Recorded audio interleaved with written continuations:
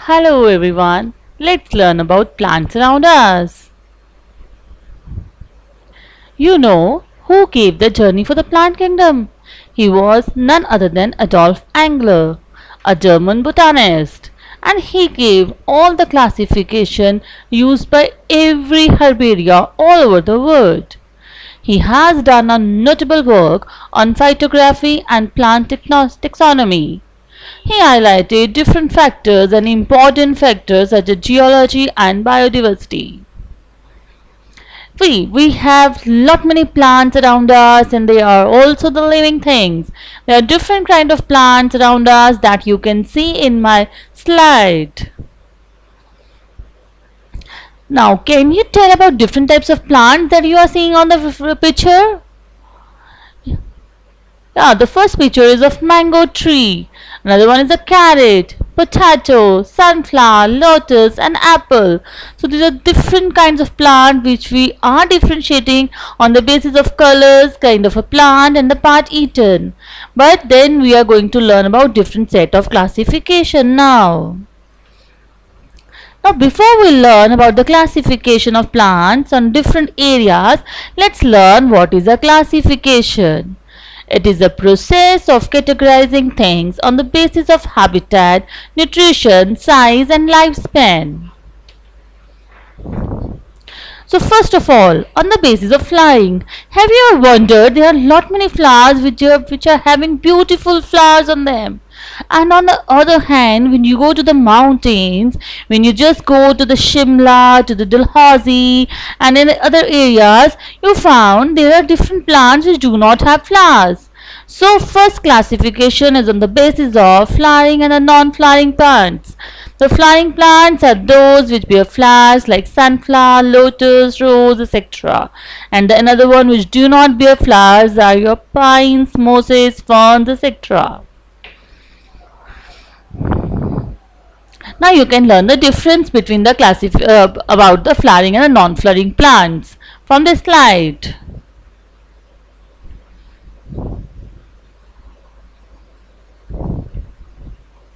These are the certain examples of flowering and non-flowering plants.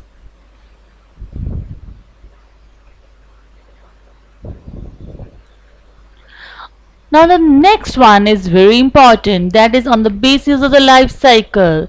You must have wondered why mangoes are seen only in the summers and why you get some of the plants so like apples, tomatoes, potatoes all around the year. But on the other hand, the wheat is grown only in December and this rice is grown only in the June, July. Yes, this is because the different plants have different life cycles. The time taken by the plants to complete life cycle from germination to the death is called the life cycle. And on these bases, the plants are divided into annuals, biennials and perennials. Now coming with the annuals.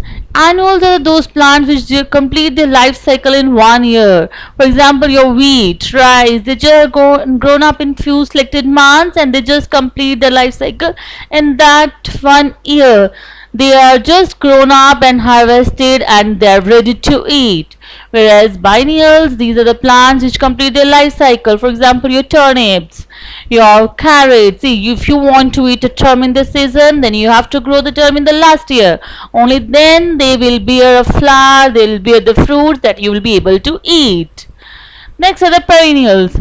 These are the plants which complete their life cycles in 3 or more than 3 years. All your basically the fruiting trees come under this category. Once you open up a tree, once you grow up a tree like mango, papaya, apple, oranges, you just have to wait for at least 3 years for the very first fruit to come on the tree. Once they start giving the fruits, they are going to bear the fruits for a lot many years and then they will die up. Now, the next one are the basis of size. I hope you all know about what are the different sizes of the plants.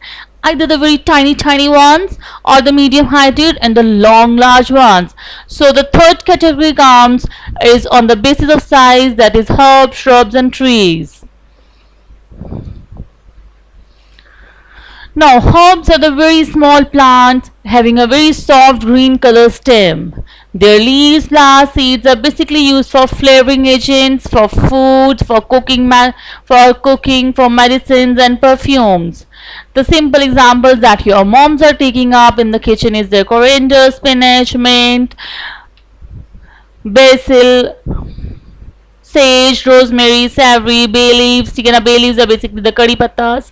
ठीक है, oregano that you all love to put on your pizzas. Oregano, thyme. ठीक है ना, these all are your herbs. Next are your shrubs. These are basically your flowering plants. Generally, the flowering plants come into this category of shrubs. These are having lot many branches and they grow near to the ground. They are having a medium height. The stem is woody and thin and doesn't have a main trunk, just like a trees. They do not have a main trunk. There is a stem is there and they are having lots of branches over there. They are smaller than trees.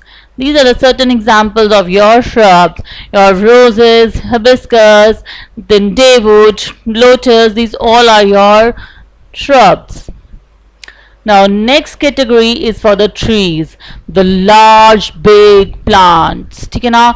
These are all the largest plants on the earth ever found. Though some of the trees are having smaller size as compared to the other trees like coconut trees and mango trees. The coconut tree is quite the palm tree. The date palm trees are quite large as compared to your mango tree or an apple tree.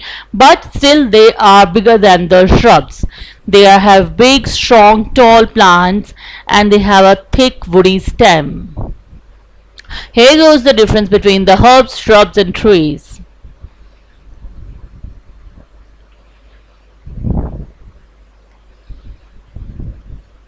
The most important thing, the mode of nutrition in plants. We all know the plants make their own food. Yeah, we all know. So the plants, those who are going to make their own food, are known as autotrophs. But yes, there are different set of plants which do not make their own food. So we are going to learn about that mode of nutrition also, and the plants which do not make their own food are known as heterotrophs. They are basically divided into four categories: the insectivorous, parasite, symbiotic and saprophytic. Coming with the autotrophs. Autotrophs, the green plants, all the green plants which prepare their own food by the process of the photosynthesis are known as autotrophs. The autotrophs are also known as non-parasitic plants. The heterotrophs, these are the non-green plants. Remember, non-green plants which are dependent upon the other plants or insects for their nutrition. Let's learn about the heterotrophs. The first category is of insectivorous. Though they can make their own food, but still they have to derive their certain amount of nutrients from the insects. They just trap and eat the insects when they come near to them. So these are known as insectivorous. The same common examples are your Venus flytrap, the pitcher plant and many more. Next are your parasitic plants. Parasitic plants derive their nutrients from the living plants. Parasitic plants can be of two types. First, the partial parasite and the total parasite. The partial parasites can make their own food partially. A little amount of nutrients they are going to take from the other plants, but most of the nutrients they can make themselves. But a total parasite is totally dependent upon the another green plant through which it takes the nutrients. For example, your Geogyra, Amabile, these are the total parasites, whereas your mistletoe is a partial parasite. Next are your saprophytic plants. Okay, how many of you love your mushrooms on the pizza, burgers, butter? So saprophytic plants derive their nutrition from dead and decaying matter. Example, mushrooms. Symbiotic plants, when both the plants are having benefit while living together. For example, lichens. For here example, the simple example is for the algae and the fungi. What happens is the algae and fungi. So what happens with them is that the algae is a green plant. To get simple algae, what you see the green color, small slippery plants growing near the water areas. So that are the algae, the green color plants, and the fungi, basically your mushrooms or your fungi. Yeah, these are the non-green plants. So when they both live together, what happens? The algae is a green color plant which is eaten by most of the insects and certain small animal, herbivore animals also. And the fungi are basically your poisonous ones. So fungi cannot make the food, but algae can make the food. What happens when both they combine? The fungi gives the protection. The fungi gives the protection to the algae. In return, algae gives the food to fungi. So this type of relationship is known as symbiotic relationship. So both the plants living together are having benefits from each other. Here goes certain examples of your insectivorous plants. The pitcher plant, the Venus fly plant, the Drosera. I really love these pictures. They are looking so beautiful, but they are very dangerous. These are your parasitic plants, the cuscuta and the mistletoe. The green bunches that you can see on the tree are basically for the mistletoe, and the yellow color plant is your cuscuta. These are certain types of your saprophytic plants, the fungi. Fungi is having different shape, size and color. This is just an example of fungi and different types of mushrooms. This is the symbiotic plants, the lichens, the fungus and algae. There are millions and varieties of algae and fungus. So when they live together, they can form different types of lichens too. Now, the last one is on the basis of the habitat. So you must know what is a habitat. It is the area where you live, including all the living and non-living environments, things in the environments. So here we are going to learn about the plant habitats, as plant habitats do have different type of things. See, we all have seen there are certain plants which are growing on the soil, certain plants grow in the deserts, few of the plants are growing in the water. So depending upon these type of criteria, like whether they are growing on lands, water or deserts, we have divided plants into mesophytes, hydrophytes and xerophytes. Hydrophytes. Hydro means water. So the plants living in the water are known as hydrophytes. Meso means the land. The land, the habitat which is neither too dry not too wet, just having an optimum amount of water which is required by the plant. Most of the plants fall into this category. Most of the plants, whether they are your rose, hibiscus, tulsi, basil, your oregano, your rose, hibiscus, just name any plant, mango, apple. Most of the plants fall into the category of mesophytes. Xerophytes. Zero means desert. The plants which are able to live in the dry places. Here, desert doesn't mean the desert that you just remember that this Rajasthan, the Thar desert or Sahara desert. Zero means where they are very dry places. It can be in the cold deserts also. The mountain areas where there is a lot of ice, that is also deserts. So xerophyte means where the plants are adapted to be living in the dry places. Certain examples of your hydrophyte, lotus and water lily. Mesophytes, I just name the mesophytes. Most of the plants fall into this category of mesophytic plants. These are your cactuses.